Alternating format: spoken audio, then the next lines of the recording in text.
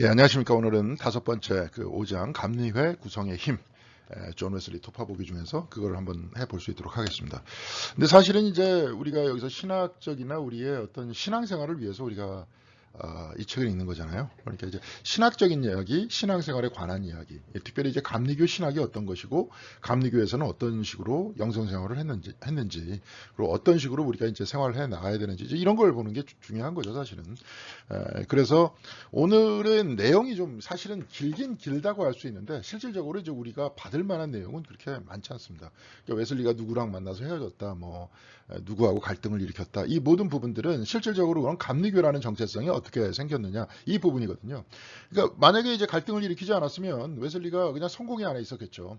웨슬리는 물론 죽을 때까지 성공의 안에 있었지만, 그렇지만 계속 웨슬리 후예들도 성공의 안에서 있다가 그냥 감리회 운동이고 뭐고 없었죠. 근데 이제 감리회 운동이라는 것들이 성공회하고 달랐기 때문에 나온 거거든요.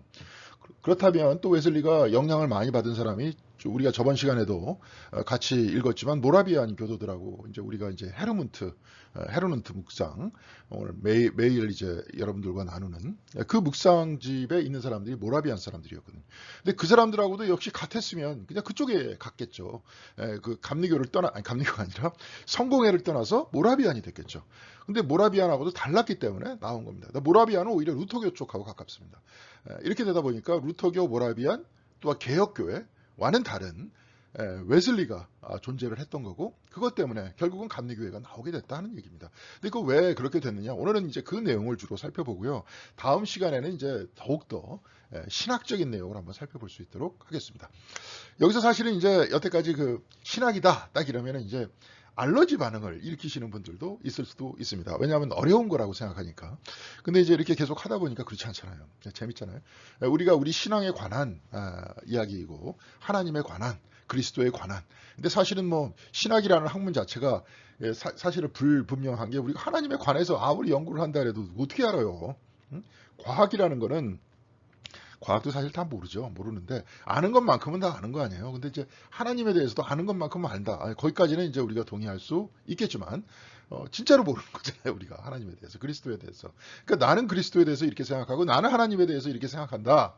라는 아주 물론 이제 기초적인 하나의 어떤 바탕은 있죠. 다 그리스도인이라는 전제하에서 하나님에 대해서 이렇게 생각하고, 그리스도에 대해서 이렇게 생각하고, 교회에 대해서 이렇게 생각하고, 은혜의 체험에 대해서 이렇게 생각한다. 그 입장들이 다르기 때문에 교파들이 생기는 거거든요. 캐톨릭 같은 경우에도 생기죠. 캐톨릭은 특별히 수행 중심이니까 오더라 그러죠. 어떤 형태의 수행을 중심으로 하느냐. 이제 나중에 이제 우리가 그 수요일 날마다 영화에서 그 길찾기 매달 수요일마다 한 번씩 보는데, 그 중에서 이제 그 이태리 영화가 있어요. 이태리 영화 이제 수도회 사람들이 3명밖에 안 남은 수도회가 있었어요. 찬양하는 수도회인데, 그 사람들은 저 찬양을 통해서 하나님께로 나아간다는 거죠. 그렇죠? 예. 그 우리가 이제 공부를 했었던 마이스터 에카르트는 말씀을 전하는 쪽이에요. 설교자들입니다. 프란치스칸 같은 경우에는 그 청빈 수행을 하는 사람들입니다. 그러니까 이렇게 각각의 입장이 다른데, 이 사람들은 싸울 필요가 없는 게, 이제 교양을 중심으로 그냥 다 어차피 이렇게 차이가 있다는 것들을 인정하고 들어가기 때문에. 그런데 여기는 이제 보편적으로 모든 사람을 끌어줄 수 있는 수장이 없잖아요. 개신교회는. 그렇죠? 그러니까 또 특별히 이렇게 막 하다 보니까 차이가 있으면 갈라집니다. 갈라지다 보니까 교파들이 많아지는 거죠. 감리회는 그래도 하나인데, 저쪽 옆에 장로 보면은 뭐 저기 장로의 통합이 있고 합동이 있고 무슨 대신이 있고, 뭐 또 이렇게 총신 쪽 계열에서는 굉장히 여러 가지 교파가 있었는데, 제가 학교에 다닐 때까지만 하더라도 한 120여 개 있습니다. 그래서 여러분들도 지나가시다가 무슨 어떤 교회가, 조그만 교회가 있는데 옆에 무슨 총회 신학교 해가지고 거기다 써붙여놓은 그런 데 많을 거예요. 근데 신학교가 워낙 많은 겁니다. 그러니까. 예, 그러니까 이제 그런 조그만 데에서 그렇게 교육을 하니까 사실은 제대로 된 교육이, 글쎄요, 그것도 제 편견일 수도 있겠지만, 뭐 이렇게 쉽지가 않죠. 뭐 침례교다 뭐다 하니까 굉장히 많은 교파들이 개신교 안에 있다. 그래서 지금 이제 이렇게 하니까 서로 이렇게 싸우지 말고 이제 협력하자. 이게 이제 교회 일치 운동 하는 거 아닙니까? 저기 뭐 KNCC 같은 경우에 뭐 그런 겁니다. 자, 여하튼간에 감리교는 그래서 어떻게 다른가 한번 이렇게 살펴볼 수 있도록 하겠습니다. 이게 어떻게 다른가 하는 것보다도 어떻게 다르게 됐느냐, 오늘은. 그래가지고 갈등을 일으켜서 감리교라는 형태의 자기 정체성들이 만들어졌느냐, 이런 것들을 오늘 살펴볼 수 있도록 하겠습니다. 예. 그리고 오늘 이제 이거부터 보겠습니다. 이게 이제 웨슬리 기념 채플이에요. 예, 런던에 가면 웨슬리 기념 채플이 있는데 여기 오른쪽에 있는 조그만 예배당은 여러분 그 책에 펼쳐보면 거기 있습니다. 파운더리 채플이라고 그래요. 예, 거기 조그만 채플 그 안에 사진을 찍은 겁니다. 이제 가지고 온 겁니다.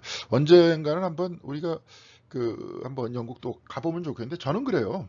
저는 제가 가지고 있는 관심사는 과거에 우리가 켈트 형성 공부했었잖아요. 얇은 책.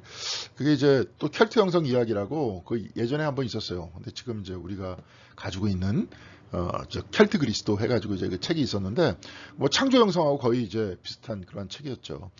그런 책을 한번 들고 거기에 대한 필립 유엘이 정리한 그런 켈트 형성과 창조 형성을 중심으로 웨슬리에 대해서 한번 새롭게 이해하고 싶다. 그러니까 웨슬리도 그 영향을 받은 부분이 있어요. 좀 이따가 선행 은총이라고 얘기가 나올 겁니다.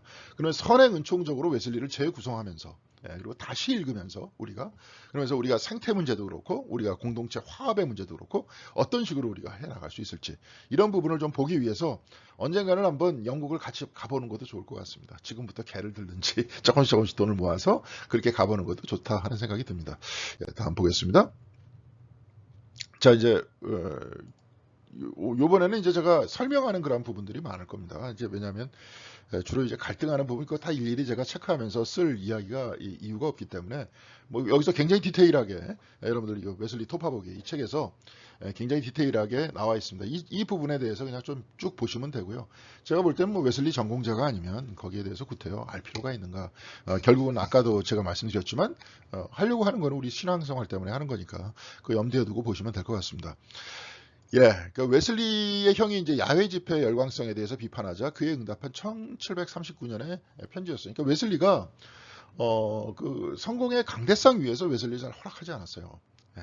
이제 이게 신학적인 차이점들이 점점 이제 드러나기 시작하기 때문에 그랬던 거죠. 그러니까 웨슬리가 야외 설교를 주로 하게 된 게 그것 때문에 그렇습니다. 강대상을 허락해줬다면 이런 강대상을 허락해줬다면 왜냐하면 웨슬리의 어떤 성공의 쪽의 입장에서 보면 이 사람이 어느 쪽에 가깝느냐 모라비안 쪽에 가까운 것 같거든요. 예. 모라비안한테 영향을 많이 받잖아요. 예. 그렇죠? 모라비안에 우리가 이제 저번 시간에 어떤 분 피터 누구죠? 근데 그분한테 막 조언을 구하잖아요. 내가 믿음이 없는데 어떻게 이 믿음에 대한 설교를 하겠느냐? 그러니까 그분이 믿음이 생길 때까지 믿음에 대한 설교를 하고 믿음이 생기면 믿음에 대해서 설교를 해라. 이제 이렇게 이야기를 했잖아요. 그러니까 그렇게 이야기를 또 듣고 그에 대해서 설교할 만큼 굉장히 그 사람들을 하나의 어떤 본인의 멘토라고 생각을 했었단 말이에요. 그러니까 이제 입장들이 달라지기 시작하는 거죠. 그 입장에서 이제 은총에 대해서 특별히 이제 루터가 뭡니까? 캐톨릭에서 나오면서 캐톨릭은 너무 수행 중심이고 동시에 선한 행동 중심이기 때문에 행위로서 구원을 못 받는다라고 얘기하면서 바울 서신을 붙들고 어거스틴이 해석한 바울 서신을 붙들면서 나오잖아요. 예. 그러면서 값없이 주시는 은총이 절대적이다. 이거를 붙들고 나오면서 캐톨릭의 행위 중심주의를 나중에 이제 어거스틴하고 논쟁이 붙었었던 펠라기우스 거기에 대해서 이제 비판하면서 저 펠라기우스 이단이다. 캐톨릭이. 그래서 지금도 이제 개신교에서 좀 심한 사람들은 무슨 캐톨릭 가지고 이단이다 막 이렇게 얘기하지 않습니까? 근데 그거는 언어가 성립이 되지 않는 거예요. 네. 캐톨릭에서부터 개신교가 나왔는데 어떻게 자기 뿌리를 이단이다 그렇게 얘기를 합니까? 자기에서 나온 사람 중에서 잘못된 사람이 이단이다 그렇게 얘기를 하는 거지. 이제 본인의 어떤 세계관 안에 갇혀가지고 그렇게 얘기를 하는 거죠. 근데 여하간에 루터가 그렇게 나왔단 말이에요. 그러니까 은총을 너무 강화하는데 우리가 알듯이 이제 그 성공회라는 것은 캐톨릭하고 신학적인 차이가 없습니다. 그러니까 교황이 존재하지 않는다는 것 그것뿐이지 나머지는 거의 비슷해요. 모든 신학도 다. 그렇게 하다 보니까 캐톨릭 안에서는 어떻게 합니까? 성공회 안에서는 어떤 행위 자체를 굉장히 강조를 하잖아요. 수행을 강조를 하잖아요. 그렇게 하다 보니까 이제 이 사람이 너무 절대 은총 쪽으로 가다 보니까 이쪽에서는 이제 이거 뭐 좀 이상한 사람이다. 그래가지고 강대상을 주지 않는 거죠. 거기는 뭐냐면 우리랑 다르게 담임 목사 제도 물론 이제 본당 신부 이렇게 있겠지만 그럼에도 불구하고 중앙에서 파송하는 거잖아요.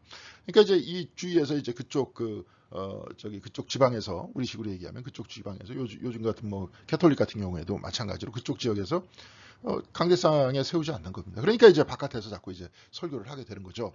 근데 바깥에서 설교를 하게 되다 보니까 이제 바깥 교회 안에서 있었던 기존의 그 성공의 안에 있었던 그 사람들이 이제 굉장히 귀족들이 많고 그들에 의해서 이제 중심으로 움직여지잖아요. 보수적인 사람들이 많고. 근데 그렇지 않은 사람이 야외 집회에는 몰려든단 말이에요. 가난한 사람들 몰려들고. 그렇죠? 그러다 보니까 특별히 이제 뭐 가난한 사람 열정도 좋고 순수함이 좋을 수도 있겠지만 어떤 면에 있어서는 때로는 이제 교육을 제대로 받지 못한 사람들일 수도 있고 또 어떤 사람들은 그런 열광적인 분위기 때문에 흥분해서 이제 흥분의 도가니 안으로 들어가는 분위기도 형성이 됐단 말이에요. 그러니까 이제 막 이상하게 뭐 그냥 사람들이 쓰러지기도 하고 뭐 이런다 이런 소리를 들으니까 웨슬리는 뭐라고 얘기했냐면 형의 그 어떤 그 편지에 너는 좀 문제가 있는 것 같다 이렇게 얘기하니까 나는 하나님이 어디든 계심을 알고 기뻐하고 있다. 교회 안에만 있느냐? 교회 밖에도 있다. 건물 바깥도 이게 굉장히 중요한 얘기입니다. 이 이야기가. 그러니까 나중에 이제 이렇게 이야기를 또 과도하게 이끌다 보면은 기독교라는 보편적인 전통 안에만 하나님이 계시냐? 이제 이렇게 얘기할 수도 있겠죠. 이제 이런 문제로 얘기하면 좀 헷갈리게 되는 거겠죠. 그죠? 그럼 나중에 제가 개인적으로 보면 제가 좀 자세히 설명해 드리겠습니다. 그래서 나는 교회의 예식과 의식을 사랑합니다. 자기는 그렇다고 해서 의식을 버리는 게 아니다. 그러나 나는 우리의 위대한 주님은 예식이나 의식 없이도 일하실 수 있음을 보고 즐거워합니다. 나중에 이제 이걸 가지고 저 밑에 나올 겁니다. 은총의 수단을 강조하느냐 아니면 수단 자체를 무시하느냐. 수단을 강조하는 쪽은 성공의 쪽이고 그렇죠? 예식 중심이잖아요. 예식이 그러니까 수단이라는 게 이제 어떤 방식이잖아요. 예식이잖아요. 뭐 기도라든지 하루에 몇 번 기도하고 때에 따라 맞춰서 기도하고 기도도 그냥 막 기도하는 게 아니라 기도문에 맞춰서 기도를 하고 이제 이런 형태의 그 은총의 수단에 대해서 이야기를 합니다. 근데 이제 이쪽은 이제 성공회 같은 경우에는 이제 그랬는데 이거 이제 예를 들어서 모라비안이라든지 이런 쪽에서는 이제 그러지 않는단 말이에요. 은총에 의해서 내가 완전히 텅 빈 상태에서 하나님의 은총에 내가 들어와서 은총이 나를 지배하게끔 만들어야 되는 게 이분들이 가지고 있는 생각들이었기 때문에 그렇게 하다 보니까 이제 즉각적으로 기도하고 뭐 수단이고 뭐 필요 없어 그냥 그렇게 하는 거고 이제 이런 식으로 얘기가 되는 거죠. 근데 웨슬리는 가만히 보면 수단도 중요하고 은혜도 중요하다. 이제 양쪽을 다 포괄하려고 그래요. 잘 아시겠지만 아까도 얘기했지만 성공의 안에 있으면서 모라비안의 영향을 받은 사람이고 모라비안의 영향만 받았느냐? 그렇지 않은 거예요. 또 모라비안의 뿌리를 또 켜놓고 보면 마이스터 에카르트 같은 사람도 나오고요. 또 이제 막 그렇게 마이스터 에카르트의 신학을 잘 보다 보면 누구 입장이 많이 나오냐면 정교회 신학하고 비슷한 이야기들이 많이 나옵니다. 그러다 보니까 웨슬리가 실질적으로 정교회 사람들의 글도 읽기도 했고 이 사람이 이제 경건 생활, 수도 생활을 강조했기 때문에 동방교회의 전통 속에서 수도 생활에 대해서 또 읽기 시작을 했단 말이에요. 그러니까 웨슬리는 굉장히 다양한 형태의 입장들이 들어오면서 성공회와 바깥쪽의 입장 자체를 통합하면서 나갔던 신학자였다는 거예요. 이제 그렇게 하다 보니까 이 사람은 뭡니까? 사실은 성공회도 될 수 없었고 사실 어떤 면에 있어서 모라비안도 될 수 없었고 그러니까 감리교회의 독특성이 될 수 있었던 건데 그럼 감리교회의 기본적인 전통이 뭡니까? 이게 개방성인 거예요. 그래서 이게 굉장히 웨슬리한테 중요한 얘기입니다. 그러니까 개방성인데 항상 밸런스를 맞추려고 이렇게 노력을 해요. 그래서 이제 여기서 이제 보겠습니다. 성공회에서는 웨슬리의 설교를 불허하며 야외에서 이제 주로 설교하게 했고요. 그 주변을 둘러싼 열광주의자들이 막 졸도하기도 하잖아요. 쓰러지기도 하고. 저도 옛날에 한참 그냥 성령파였을 때 기도원에서 그냥 치려 그러면서 하다 보니까 어느 순간인가 몸에 힘이 쭉 빠져가지고 도저히 뭐 일어설 수도 없게 이게 이제 잘못하면 졸도하는 거죠. 그렇게 되는 겁니다. 이 졸도 등의 소문이 돌면서 동료 설교자들은 웨슬리의 설교를 들으려 하지 않았다는 거예요. 그러니까 사람들이 좀 이상한 거죠. 좀 이상한 거죠. 근데 가난한 사람들은 웨슬리의 설교를 즐겨 경청했고요. 이후 평신도 설교자들까지도 이제 받아들였다는 거예요. 그러니까 점점점 그 성공회는 이제 하이 처치라 그러는데 이제 좀 고급진 귀족들이 많은 그런 교회인데 점점 이제 가난한 사람들이 들어오기 시작하죠. 그런 사람들이 들어오면서 경청하기 시작했다는 거예요. 그러면서 이제 지금 좀 아까도 얘기했던 은총의 수단이 있다. 그래서 은총의 수단을 강조할 때 자기가 볼 땐 두 가지의 오류가 있다. 성공회의 오류가 있고 성공회가 아닌 모라비안의 오류가 있다는 거예요. 이게 뭐냐면 수단을 너무 남용하는데 너무 규칙적으로 거기에 맞춰가지고 뭐 거기에 따라서 하려고 그런다. 이제 우리도 보세요. 개신교 입장에서는 수단 같은 것들을 별로 강조 안 했잖아요. 성만찬 뭐 그냥 뭐 안 하고 뭐 해도 그냥 이렇게 그냥 예문에 따라서 대충 하고 그러다가 이제는 점점 성만찬이라는 형태가 점점 좀 화려해지지 않습니까? 예식이. 점점 캐톨릭을 닮아가잖아요. 이게 뭐냐면 너무 수단이 없다 보니까 수단을 받아들이는 거죠, 지금. 그렇죠? 그렇게 되는 겁니다. 근데 또 한쪽 부분에서는 수단을 또 너무 경시한다는 거예요. 그러니까 수단들 중 대표적인 것은 뭐 기도, 성서 연구, 뭐 성만찬 뭐 이런 것들을 통해서 은혜가 들어오는데 은혜가 들어오는 하나의 방법 가지고만 너무 화려하게 꾸미려고 하는 것도 문제지만 또 그걸 너무 안 하려고 하는 것도 문제 아니냐. 그러면서 동시에 하이처치와 성공회와 모라비안을 같이 비판을 했던 겁니다. 그러면서 이제 항상 이런 식으로 가요. 웨슬리는 이렇게 밸런스를 맞춰가면서 이제 이게 굉장히 중요한 겁니다. 한쪽에서는 이성이고 한쪽에서는 경험이고 경험만 강조하면서 이성 필요 없어 그렇게 얘기 안 합니다.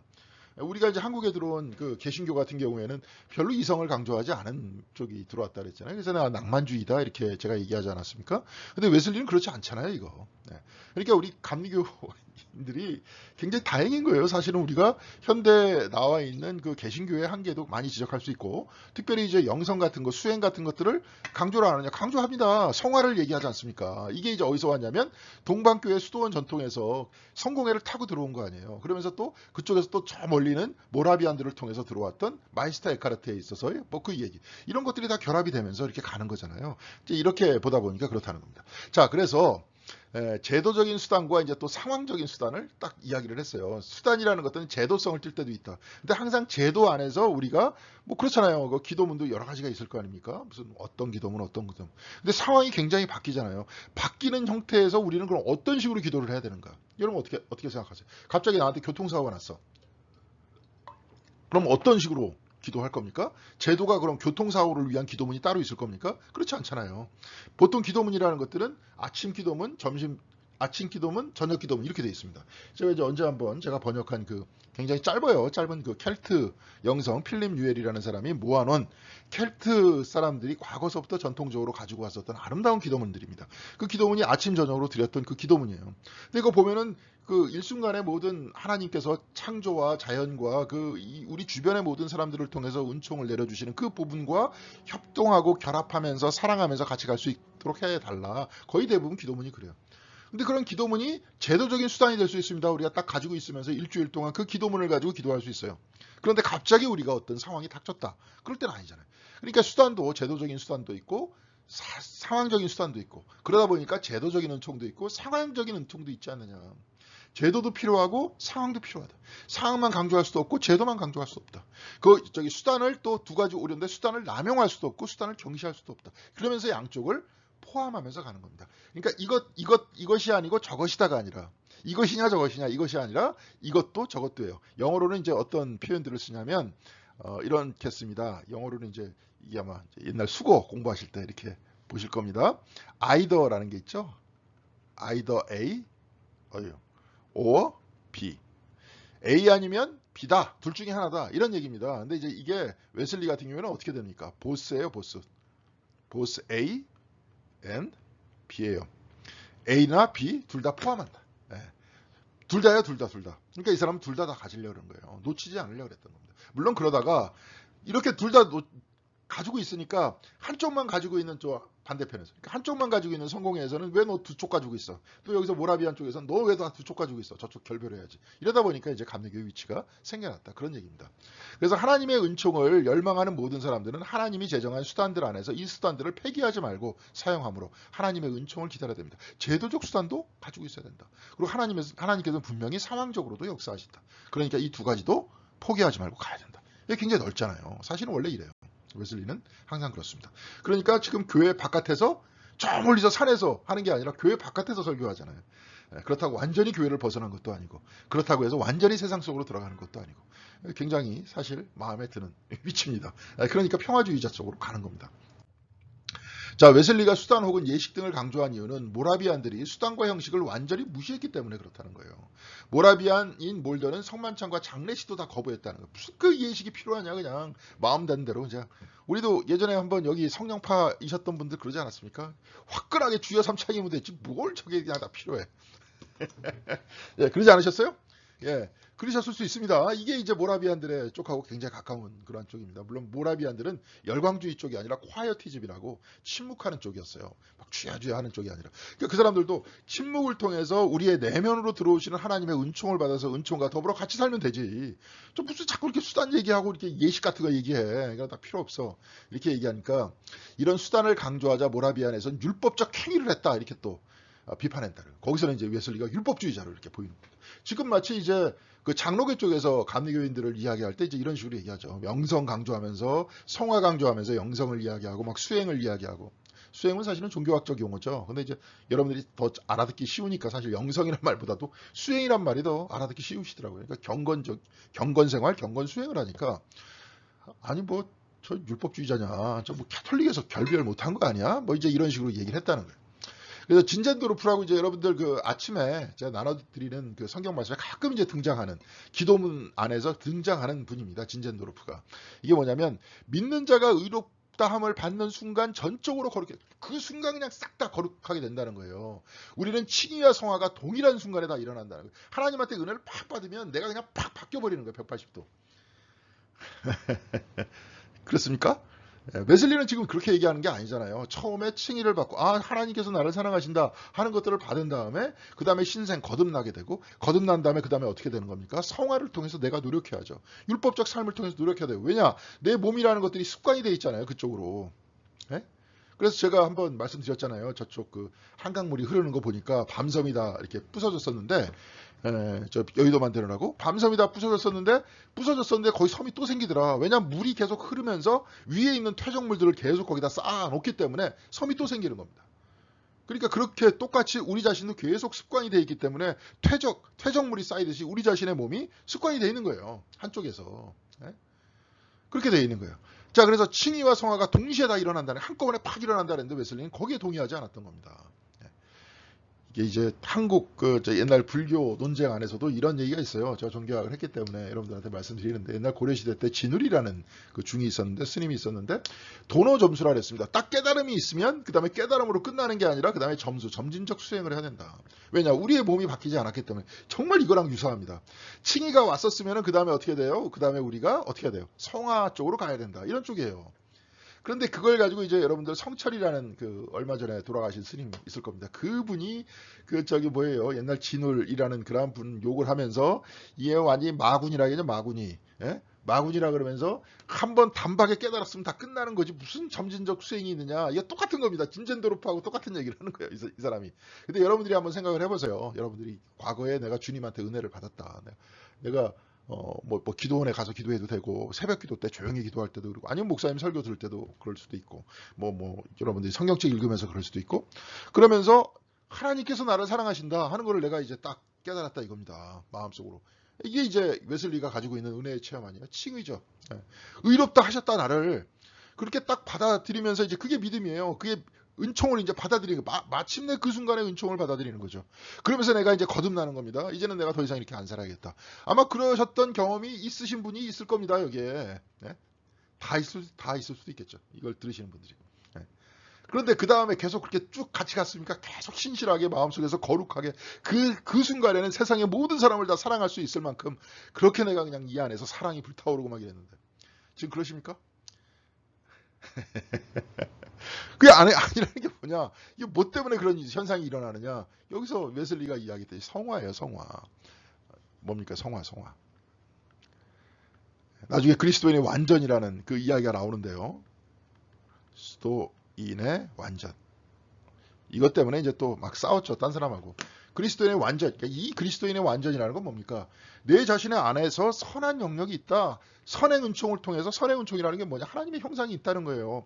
내가 이제 그래서 이 부분이 아마 켈트 형상하고 맞아떨어질 수 있는 부분이다. 이제 그 얘기입니다. 웨슬리도 은연중에 본인이 어렸을 때부터 영국이라는 곳에서 거기서 이제 신앙생활을 했었던 사람이었기 때문에 어떤 경로에서든지 그것이 영향을 끼쳤다. 그래서 창세기 1장 27절에 하나님의 형상이 있다는 거예요. 그게 인간이 죄를 저질렀어도 이 형상이 사라집니까? 이 하나님의 형상 중심으로 켈트 형성이나 창조 형성 쪽에서 이야기하는 그 전통은 안 없어지는 거예요. 내가 그러니까 이 웨슬리의 뭡니까? 올더스 게이트 체험을 만약에 이 개념으로 창조 형성과 켈트 형성의 하나님 형상을 중심으로 딱 해석을 한다면 그거 어떤 얘기겠어요? 바로 그 순간에 내 안에 하나님의 형상이 있다는 걸 깨닫는 거죠. 네, 이 안에. 그래서 하나님께서 나를 사랑해 주신다. 그리고 나도 하나님을 사랑한다. 이 가장 깊은 곳에서는. 그런데 그 깊은 곳에서는 완전합니까? 완전히 다 갖춰져 있다는 거예요. 이 안에. 하나님의 형상이 다 갖춰져 있는 거예요. 네, 모든 사람들한테는. 그렇죠? 그러면 그 형상을 쫓아서 이제 내 자신의 일상적인 삶은 그 형상대로 못 살기 때문에, 형상에서 원하고 바라는 대로 살지 못하기 때문에 이 몸을 만들어 나가야 되는 거죠. 그게 이제 성한 거죠. 네, 그렇게 이해하면 됩니다. 그래서 그게 바로 그리스도인의 완전이죠. 완전을 향해서 가는 거예요. 완전을 향해서 하나님께서 완전하게 우리 안에 하나님의 형상을 주신 그 형상을 향해서 내가 그리스도의 권능으로, 그 칭의의 권능으로, 여태까지 죄의 지배를 받으면서 살다가 이제는 칭의의 지배, 그리스도의 사랑의 지배를 받으면서 어디를 향해서 나아갑니까? 완전을 향해서 나아간다. 이건 신학적인 얘기겠고요. 예.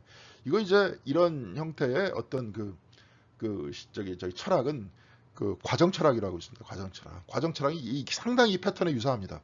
이제 이래가지고 이제 웨슬리와 과정 철학 이걸 이야기를 하기도 하고 그러다 보니까 웨슬리가 뭡니까? 수도원 전통과 대화를 나눌 수 있고 우리의 영성생활과 전통을 나눌 수 있습니다. 웨슬리는 바로 이걸 따진 거죠. 예. 그게 이제 그리스도인의 완전 성화라는 그 형태가 이게 뭡니까? 바로 감리교적 수행의 방식이고 우리가 이제 살아나가는 삶의 방식인 거예요. 예. 그러니까 이제 아까 그런 겁니다. 그때는 막 그냥 은혜가 충만해가지고 그냥 막 뜨거워가지고 막 죽겠다 그러면서 막 그러다가 이게 이제 이렇게 쉽게 되는 게 뭐냐? 성화의 과정이 없었기 때문에 그래요. 칭의의 과정만 있기 때문에 그래요. 그러니까 그걸 계속 붙들어야 되니까 어떻게 됩니까? 끊임없이 칭의가 계속 반복되게 만들어야 되겠죠. 그러니까 예를 들어서 이제 매주 그냥 똑같이 그냥 막 그렇게 기도하고 그냥 열광적으로 막 하고 그러든지 아니면 저쪽 모라비안처럼 매주 그냥 계속 덜어내려고 똑같은 기도 제목을 가지고 하나님의 은총만 받으려고 그러고 이제 그러다 보니까 제자리 걸음 걷는 거 아닙니까? 삶 속에서 그리스도께서 사시게 못 만드는 거잖아요. 마음 속에서만 기도 중에서만 사시게 만드는 거 아닙니까? 이제 요게 다른 거예요. 요게 다른 거예요. 그러니까 사실은 지금 웨슬리와 같은 이러한 영성, 이 뿌리를 둔 이 영성이 굉장히 중요한 거죠. 사실은 우리들한테. 네. 자, 그래서 여기서 보겠습니다. 칭의의 순간 전적으로 죄에서 자유하게 됐다는 것은 후에 그리스도의 이제 완전과도 상충되는 거예요. 네, 그렇죠? 그리스도의 완전과도 이게 사실은 그 순간에 어떻게 죄에서 자유하게 됩니까? 웨슬리는 칭의에서 신생으로, 신생에서 성화로 옮아가는 과정에서 완정을 향해 가는 혹은 선행 은총을 찾아가는 성화의 길을 주장했다 그랬잖아요. 그렇죠? 선행 은총으로 인한 하나님의 형상은 완전하다는 주장을 하게 되면서 조지 휘필드와 개혁교회 갈 때 여기서는 어떻게 당신이 완전해요? 당신이. 예? 당신 죄인인데. 네? 그러니까 여기서 이렇게 차이가 있는 겁니다. 우리가 기본적으로 하나님의 형상을 가지고 있다. 이 이야기와 우리는 100% 죄인이다. 네가 죄를 아담이 선악과를 딱 따먹는 순간 바로 그때 안에 있는 하나님의 형상이 다 깨져버렸어. 이게 어거스틴 얘기거든요. 이게. 그러니까 우리는 우리 스스로 못 살아. 오로지 계속 은총만 받으면 살아야 돼. 이게 어거스틴적 얘기였거든요. 네. 그게 이제 이 개혁교회와 이런 모라비안의 이야기였던 거예요. 계속 은총을 받으려고 했던 거예요. 근데 웨슬리는 그 어떤 얘기입니까 이게? 웨슬리는 그 얘기가 아니죠. 웨슬리는 그럼 뭐예요? 자기가 완전을 향해서 나아가는 자기 자신의 삶이 필요하다는 겁니다. 여러분이 실용적으로 한번 보세요. 이 사람은 실용주의자예요. 영국 사람이잖아요. 한번 보세요. 우리가 신앙생활 한번 보세요. 어떻게 가야 되는지. 사실 한국 교회가 이게 없어서 그런 거 아닙니까? 우리 모두가. 조지 휘필드가 이제 같이 옥스퍼드 출신의 신성 클럽 안에 있었던 그런 사람인데 이제 이 사람이 이제 나중에 같이 운동을 하다 갈라쓰죠. 갈라쓰게 되는데 웨슬리의 이걸 보고 이제 갈라쓰게 됩니다. 이 보면 이렇게 얘기해요. 귀하께서 여러 통의 편지를 보면 귀하께서 보낸 여러 통의 편지를 보면 귀하는 이 생에서 죄가 없는 완전함을 얻은 것처럼 죄송합니다. 이게 뭔지 모르겠어요. 완전한 것처럼 하시니 참으로 유감입니다. 뜻만 알면 되니까. 제가 다시 한번 나중에 확인해보고 말씀드리겠습니다. 그러니까 완전함을 얻은 것처럼 당신이 지금 착각한다. 그리스도인의 완전 얘기하니까 그래서 나는 머리를 떨구고 영혼을 맡기기까지 내주하고 있는 죄가 내 안에서 파괴되었다라고 말하는 것을 기대하지 않습니다. 사실 웨슬리가 저번 시간에도 얘기했지만 사실 웨슬리가 이 내면적인 속성은 벗어나지 않는다 그랬어요. 완전이라는 형태는 뭐냐면 죄의 지배에서 벗어나는 거라 그랬잖아요. 그래서 그리스도의 지배 안으로 들어가는 거라 그랬잖아요. 그게 웨슬리가 체험했었던 올더스 게이트의 체험이라 그랬잖아요. 그 얘기였어요. 그러면서 근데 웨슬리는 그 완전이라는 건 뭐냐? 안에 있는 하나님의 형상이죠. 우리의 선행 은총이죠. 그게 완전하다는 거죠. 그래서 그쪽을 향해서 나아간다는 거죠. 근데 그것을 이제 조지 휘필드 같은 경우에는 그런 게 없다 그 안에. 그냥 100% 인간은 죄이냐? 이렇게 얘기하는 거죠. 이 사람은. 그래서 휘필드는 죄 없는 완전으로부터 실제로 죄를 범하거나 죄의 능력 안에 있는 존재에 대한 물음, 곧 하나님의 거룩하심을 나타나기 위해 퇴행의 마음이 필요하다. 그러니까 뭐냐? 나한테 은혜를 내려 부어 주시는 그러한 부분 때문에 이 속에 뭐가 있다는 거예요? 죄성을 계속 강조하다 보니까 나를 끊임없이 죄로 이끄는 그 안에 있는 퇴행적인 죄의 뿌리가 있어야 된다는 거예요. 이게 로마서 이제 5장 20절에 그런 얘기가 나오지 않습니까? 죄가 더한 곳에 은혜가 더욱 넘쳤다. 하나님의 은혜를 강조하다 보니까 그 순간에 나한테 죄의 속성이 있어야 하나님의 은혜가 더 크게 들어온다. 이제 이런 얘기예요. 내가 어떤 뭘 개선하겠다 그 얘기가 아닙니다. 끊임없이 이 죄를 쳐다보면서 그래 끊임없이 내가 삐딱선을 타면서 그러면서 용서해 주시면서 들어오시는 하나님의 은총을 받겠다 하는 내용 아니에요. 그렇잖아요. 이제 그러면은 이게 뭡니까? 그게 이제 반복하는 거죠. 다람쥐 쳇바퀴 도는 거죠. 죄의 존재가 여전히 남아있고 이 죄로 인해 하나님의 은혜가 우리를 구원케 한다. 그래서 하나님의 은혜가 크다 하는 것을 강조하는 건 좋은데, 물론 뭐 바울도 이렇게 썼잖아요. 죄가 더한 곳에 은혜가 넘쳤다. 그래서 나는 나로 하여금 끊임없이 그 죄에 빠져 있으면서 끊임없이 하나님의 은혜를 탐닉하면서 살자, 이렇게 얘기한 건 아니지 않습니까? 바울도 죄가 더한 곳에, 그리고 내가 죄인의 괴수로다, 이렇게 얘기한 다음에 그 사람은 어떻게 살았어요? 완전히 달리 살았잖아요. 그게 어떤 면에 있어서 그리스도를 만난 다음에 나중에 본인이 율법주의자였고 율법대로 살았었기 때문에, 나중에 이번 주에도 이제 설교할 겁니다. 율법이라는 것은, 그 믿음이라는 것은 율법을 굳게 세운다. 오히려 본인이 율법적 삶을 살았던 그 삶의 과거가 있었기 때문에 바울은 끊임없이 자기를 내려놓을 수 있었고 끊임없이 자기를 회개할 수 있었고 그렇게 갈 수 있었던 거 아니에요. 바울이 내려놓으려고 했었던 건 뭐냐면, 이 율법으로 구원받는 게 아니라 그리스도의 이름으로 구원을 받는 거예요. 하나님의 은혜로 구원을 받는 거예요. 그럼 나는 그 은혜에 감사해서 어떻게 살아야 돼요? 끊임없이 하나님께서 좋아하시는 방향대로 사는 거죠. 예전에 이제 여러분들 그 연애하시고 그러실 때 좋아하는 분이요, 지금의 이제 부인이나 남편, 그분이 딱 있으면 나중에 그분이 좋아하는 삶을 살려고 하지 않습니까? 그때는. 근데 지금은 이제 그렇지 않겠지만, 하여튼 뭐 그때는 우리도 하나님이 좋아하시는 방향대로 살려고 하는 거죠. 은혜를 받았으니까. 이제 그게 이제 그런 삶이라는 거예요. 성화적 삶이라는 거예요. 예.